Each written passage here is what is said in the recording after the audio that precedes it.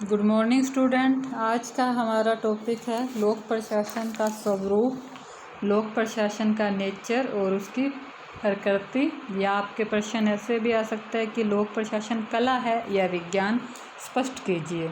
तो हम पहले कला का अर्थ देखेंगे। हम मतलब लोक प्रशासन क्या है, उसका नेचर कैसा है, वो कला है या विज्ञान है, उसका अध्ययन करने से पहले हमें ये पता होना चाहिए कि विज्ञान किसे कहते हैं, कला किसे कहते हैं। तो जब हम ये देखेंगे तो उसके बाद हम जब तुलनात्मक अध्ययन करेंगे तो हमें पता चलेगा भाई लोक प्रशासन में ये गुण हैं, तो इसका मतलब ये विज्ञान के गुण हैं, ये कला के गुण हैं, तो मतलब उसका नेचर कैसा है। तो पहले शुरुआत करते हैं लोक प्रशासन कला के रूप में। तो कला से अभिप्राय, कला से तात्पर्य एक ऐसे कौशल या हुनर से है जिसके कारण वस्तु की उपयोगिता या सुंदरता में वृद्धि होती है। अर्थात एक ऐसा स्पेशलाइजेशन, मतलब किसी काम में स्पेशलाइजेशन हो जिससे उसकी जो गुण हैं वो और अधिक बढ़ जाएं। ज्ञान को व्यवहार में लाना और उसे साकार रूप प्रदान करना कला है। मतलब जो हमारे किसी चीज़ के बारे में किसी व्यक्ति को स्पेशल नॉलेज है, उसे वो जब उसे व्यवहार में आजमाए, उसे लागू करे और उससे उसके गुण बढ़ जाए तो ये कला कहलाता है। अन्य शब्दों में कहें तो किसी भी कार्य को सर्वोत्तम ढंग से करना कला कहलाता है। इसके संबंध में विभिन्न विचारकों ने कुछ परिभाषाएं दी हैं, जैसे जॉर्ज आर टेरी ने कहा है कि चातुर्य के प्रयोग से इच्छित परिणाम प्राप्त करना कला है। मतलब बुद्धि का प्रयोग इस प्रकार करना कि बहुत अच्छा परिणाम मिले, तो ये जो गुण है, एबिलिटी है, ये कला कहलाती है। E.N. ग्लेंडन, इन्होंने क्या कहा है, कला मानव की योग्यता से संबंधित ज्ञान है, उसके क्रियात्मक तरीके पर विशेष जोर दिया जाता है। तो ये कहता है कि जो कला है वो ह्यूमन एबिलिटी है, मनुष्य के अंदर एक विशेष तरह की योग्यता है जिसे वो क्रियात्मक तरीके से, मतलब जब वो एक्टिविटी का काम करता है तब उसमें विशेष जोर देता है। अतः ये कहा जा सकता है कि ज्ञान जब कल्पना की उड़ान से क्रियात्मक शक्ल या रूप में प्रकट हो जाता है तो वह कला का स्वरूप ले लेता है। मतलब जो हमें किसी चीज़ के बारे में, किसी जैसे कोई पेंटर है, उसे नॉलेज है, तो उसे वो अपने कल्पना से, अपने दिमाग से एक नया रूप देता है, तो वह उसकी कला कहलाती है। लोक प्रशासन एक कला है। उपयुक्त अर्थ में लोक प्रशासन एक कला है क्योंकि इसके जो अधिकारी हैं, कर्मचारी हैं, वह भी अपने विभाग और संगठन का कार्य या लक्ष्य अपने मस्तिष्क एवं उपलब्ध संसाधनों के उचित समन्वय से संपन्न करते हैं। ये कहते हैं कि जो प्रशासनिक अधिकारी हैं, लोक प्रशासन है, वह भी एक प्रकार से कला है, क्योंकि उसमें जो प्रशासनिक अधिकारी हैं वो भी किसी काम को करने से पहले अपने दिमाग में उसकी एक रूपरेखा तैयार करते हैं और फिर उनके पास जो संसाधन हैं उनको मतलब किस प्रकार प्रयोग करें कि अधिक से अधिक अच्छा परिणाम पाया जा सके, उसके लिए योजना बनाते हैं। तो यह कला के गुणों में आता है। इसी प्रकार प्लेटो की रिपब्लिक, अरस्तु की राजनीति, ये उनकी पुस्तकों के नाम है, प्लेटो की रिपब्लिक, अरस्तु की राजनीति जिसे पॉलिटिक्स कहेंगे, अर्थशास्त्र कौटिल्य की है, सिसरो की ऑफिशियल्स, अब्दुल फजल की आईने अकबरी और मैकियावेली की द प्रिंस आदि में प्रशासकों के अनेक आचरणों, निर्देशों आदि तौर तरीकों का उल्लेख किया गया है। ये कुछ प्रसिद्ध लेखक और उनकी पुस्तकें हैं जिनमें प्रशासकों के बारे में गुण आदि का उल्लेख किया गया है। विकसित रूप से प्राप्त करने और कला होने के पक्ष को सुदृढ़ करते हैं। कला के पूर्ण विकसित रूप को प्राप्त करने के लिए जहाँ ज्ञान, अनुभव, योग्यता, चातुर्य, लगन, परिश्रम, युक्ति आदि की ज़रूरत पड़ती है, वहीं अभ्यास भी उतना ही ज़रूरी है। ये कहते हैं भी हमें किसी चीज़ के अंदर, कोई कला के अंदर अगर निपुण होना है तो हमें उसका ज्ञान होना चाहिए, अनुभव होना चाहिए और उसका सबसे ज़्यादा वो हमारे प्रैक्टिस में होना चाहिए। यही चीज़ हम लोक प्रशासन में देखते हैं कि जब हम लोक प्रशासन के अंदर हमें ज़्यादा बढ़िया गुणों का विकास करना है, तो ऐसी स्थिति के अंदर भी हमें ज़्यादा से ज़्यादा प्रशिक्षण की आवश्यकता होती है। इसके संबंध में L.D. वाइट ने लिखा है, लोक प्रशासन असल में विज्ञान है या नहीं, ये बात तो भविष्य इस पे निर्णय लेगा, लेकिन वर्तमान में वो कला अवश्य है। एल उर्विक ने भी कहा है कि प्रशासन को एक कला मानते हैं। उनके अनुसार अन्य कलाओं की भांति प्रशासन की कला को भी खरीदा नहीं जा सकता। ये हम अब कुछ विचारक देख रहे हैं जो ये मानते हैं कि लोक प्रशासन अपने आप में विज्ञान ना होकर एक कला है।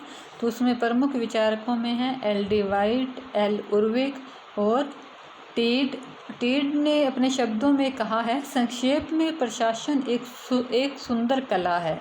और डॉक्टर S.P. शर्मा के अनुसार प्रशासन अपने आप में निश्चित ही एक ललित कला है।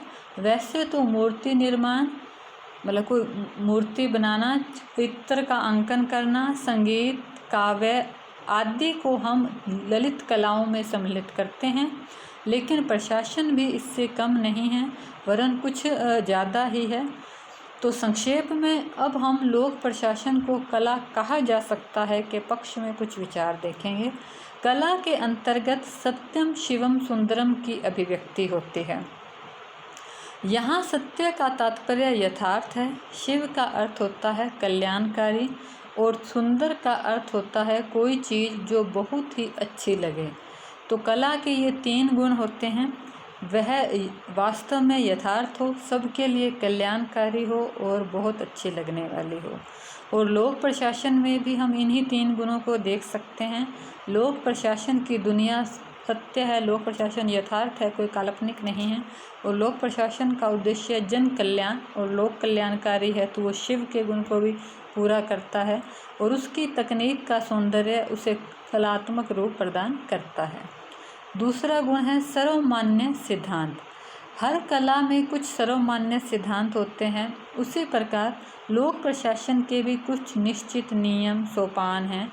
जैसे हम आगे देखेंगे समन्वय, नियंत्रण का क्षेत्र, पद सोपान, ये लोक प्रशासन के विशेष सिद्धांत और धर्म हैं जो उसे अपने आप में एक कला स्थापित करवाने के लिए आवश्यक हैं। विशेष रुचि और गुण, जिस प्रकार किसी भी कला की सफलता पाने के लिए उसमें जो कला से संबंधित आर्टिस्ट है उसका उसमें इंटरेस्ट और गुण होना चाहिए, तभी वो सब्जेक्ट और जो कला है वो निपुण हो पाती है। उसी प्रकार लोक प्रशासन में भी वो प्रशासक है, उसका अपने फील्ड में, अपने क्षेत्र में प्रेम, लगाव और गुण होना चाहिए, तभी वो अपने क्षेत्र में सफल हो पाता है। चौथा है प्रत्येक कला में सृजनात्मक अभिव्यक्ति होती है। हर कला, चाहे वो चित्रकला हो, पेंटिंग हो, सिलाई, कढ़ाई, कुछ भी, उसके अंदर कुछ नवाचार होता है। सृजनात्मकता, क्रिएटिविटी, नवाचार है, वो अपने दिमाग से कुछ न्यू इनोवेशन करते हैं। इसी प्रकार लोक प्रशासन का उद्देश्य भी नई चीज़ें और नए समाज को बनाने में योगदान करता है। हर प्रशासनिक अधिकारी अपने ज्ञान बुद्धि से कुछ नए सिद्धांत बनाता है, नए विकास के मॉडल प्रस्तुत किए जाते हैं। जैसे अभी कोविड का दौर चल रहा है, तो हम कोविड के दौर में देखते हैं ना, Delhi model, Kerala model, Bhilwara model, तो ये वास्तव में लोक प्रशासन का ही उनकी एक क्रिएटिविटी है, उनकी सृजनात्मकता है कि उन्होंने अपने दिमाग में एक रूपरेखा बनाई, एक कल्पना बनाई, भी हमें ऐसे कंट्रोल करना है, तो ये करना होगा। फिर उस क्षेत्र में वो सफल हुए, तो जब वो सफल हुए तो उसी को फिर अन्य जो आसपास के क्षेत्र थे उन्होंने अपनाना शुरू कर दिया, भीलवाड़ा मॉडल के नाम से, दिल्ली मॉडल के नाम से। तो ये की क्रिएटिविटी हो गई। अभ्यास की आवश्यकता, जिस प्रकार अन्य कलाओं के लिए जो कलाकार है उसको प्रैक्टिस की आवश्यकता होती है, वो अभ्यास करता है। जैसे जैसे अभ्यास करता है वैसे वैसे वह अपने अभ्यास से, अनुभव से उसमें निखार लाता है। उसी प्रकार जो लोक प्रशासन में भी जो उनके प्रशासक हैं उनके लिए प्रशिक्षण की व्यवस्था की जाती है। कुछ सेवाओं में तो सेवा काल से पूर्व प्रशिक्षण की व्यवस्था है, जैसे स्कूल एजुकेशन कॉलेज एजुकेशन के अंदर, जैसे स्कूल एजुकेशन में बीएड है, बीएसटीसी है, तो ये सेवा से पहले के प्रशिक्षण हैं।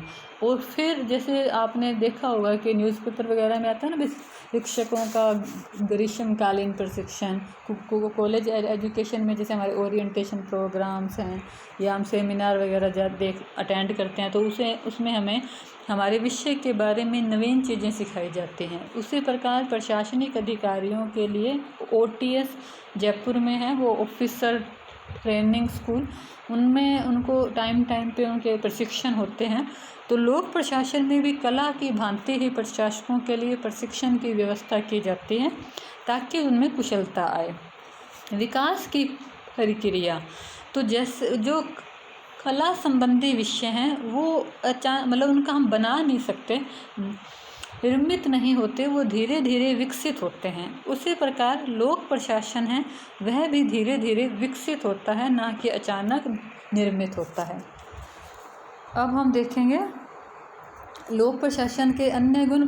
परिवर्तनशीलता, जैसे अन्य कलाएं हैं उनमें टाइम के साथ साथ चेंज आता है। जैसे सपोज अपने सिलाई या फैशन की बात करें, फैशन भी एक कला ही है, तो 50 साल पहले जो फैशन चलता था उसमें अब चेंज आ गए। हेयर स्टाइल्स है उसमें चेंज आ गए। पेंटिंग्स हैं, जैसे पहले वाली पेंटिंग है उसमें और अब वाले में टेक्निक में, कलर्स में और थीम में चेंज आ गए। उसी प्रकार लोक प्रशासन में भी समय के साथ साथ परिवर्तन आते रहते हैं।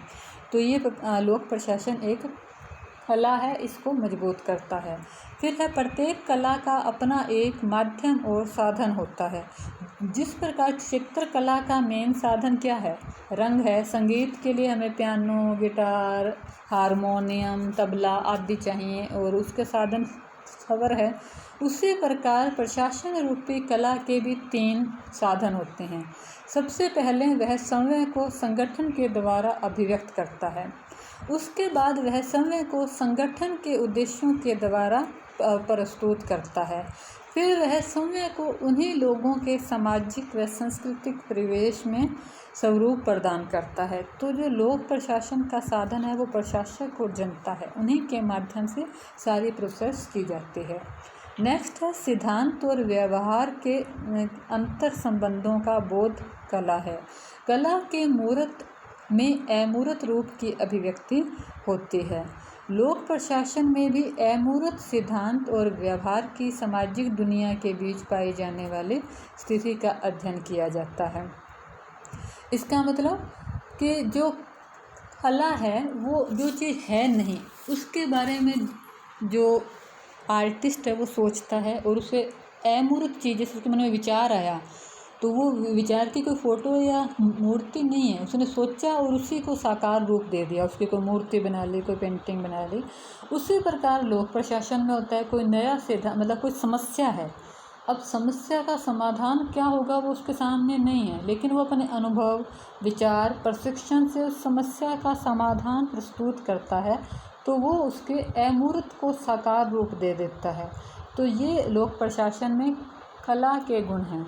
तो अभी हमने संक्षेप में देखा कि लोक प्रशासन एक कला है क्योंकि यह सिद्धांतों की उपेक्षा व्यवहार पर अधिक बल देती है। अब कल हम देखेंगे लोक प्रशासन एक विज्ञान है।